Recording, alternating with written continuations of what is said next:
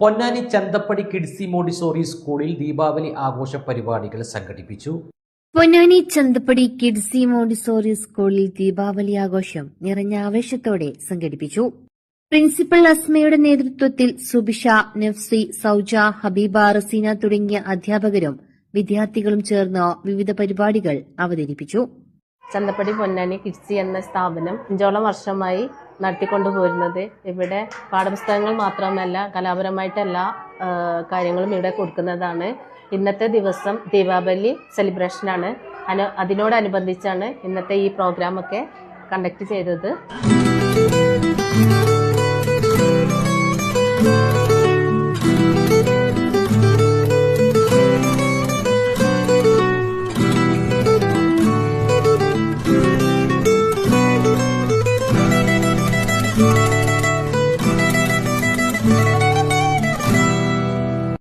Pawan gold Tirur.